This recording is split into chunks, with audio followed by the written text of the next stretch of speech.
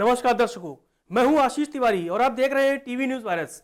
आज हम बात करेंगे दंगलों में दुनिया भर के पहलवानों को धूल चटा देने वाले ओलंपियन सुशील कुमार की।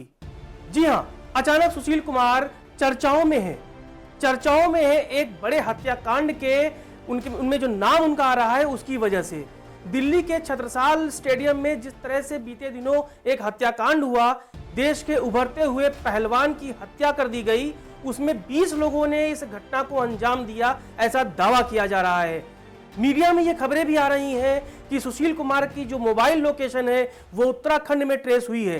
तो क्या देश का नाम बढ़ाने वाले ओलंपियन सुशील कुमार का नाम अब बदनाम हो चुका है?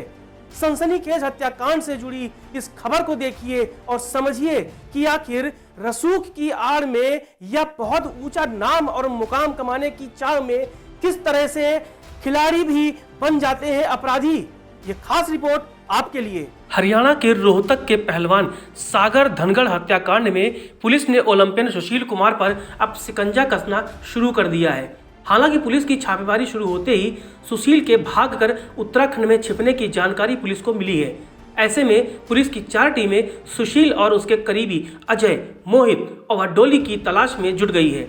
इसके लिए उत्तराखंड पुलिस से भी सहयोग लिया जा रहा है। आपको बता दें कि बीते दिनों दिल्ली के छत्रसाल स्टेडियम में देर रात उभरते हुए अंतर्राष्ट्रीय पहलवान सागर धनगढ़ की हत्या कर दी गई थी।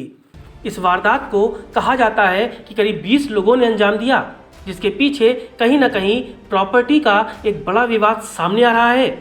मीडिया रिपोर्ट्स की माने तो इस मामले में पहलवान सुशील कुमार और उनके करीबियों के खिलाफ हत्या की धाराओं में मुकदमा भी दर्ज कर लिया गया है। और जहां तक बात करें सागर धनगढ़ के परिवार की, तो उन्होंने भी पहलवान सुशील कुमार को जल्द से जल्द पकड़कर सजा देने की बात भी कह रहे हैं। पुलिस का कहना है कि सुशील व अन्य आरोपियों की तलाश में छापेमारी की जा रही है। छत्रसाल में लगे सीसीटीवी फुटेज, गिरफ्तार किए गए आरोपित प्रिंस दलाल और घायल पहलवान अमित और सोनू से पूछताछ के बाद 10 आरोपियों की भी पहचान हो गई है। इस बीच सुशील के मोबाइल की लोकेशन उत्तराखंड में मिली है। मूल रूप से रोहतक के बखेता गांव निवासी सागर धनगढ़ एक उभरते हुए पहलवान थे और जो अंतर्राष्ट्रीय स्तर पर भारत का नाम रोशन करने की पूरी तैयारी कर चुके थे, जिन्होंने 2 से 3 बार अंतर्राष्ट्रीय स्तर की प्रतियोगिताओं में हिस्सा भी लिया था। उनके पिता दिल्ली पुलिस में हवलदार हैं और बेगमपुरा थाने में उनकी तैनाती है। सवाल ये उठता है कि जब 3 घायल अस्पताल में भर्ती थे, तब पुलिस ने अस्पताल जाकर तीनों का बयान लेकर उस आधार पर मुकदमा दर्ज क्यों नहीं किया? कि कुछ ऐसे सवाल हैं जो मीडिया में लगातार उठने लगे हैं कि इस हाई प्रोफाइल हत्याकांड में कहीं ना कहीं पहलवान सुशील कुमार को बचाने की भी कोशिश की जा रही है। लेकिन जिस तरह से अब राजनीति बढ़ने लगी है और इस छत्रसाल स्टेडियम में हुए हत्याकांड पर देश भर में अलग अलग प्रतिक्रियाएं सामने आने लगी हैं और उनका संबंध सीधे सीधे उत्तराखंड से जुड़ता दिख रहा है। लेकिन सवाल ये उठता है कि फिलहाल देश का नाम रोशन करने वाले इस ओलंपियन को भागने की ज़रूरत क्यों पड़ी? क्यों वह मीडिया से दूर है? क्यों वह पुलिस के शिकंजे से दूर है? क्यों उसने अपने पक्ष को अब तक जनता के सामने या पुलिस के सामने या सोशल मीडिया के ज़रिए नहीं रखा है?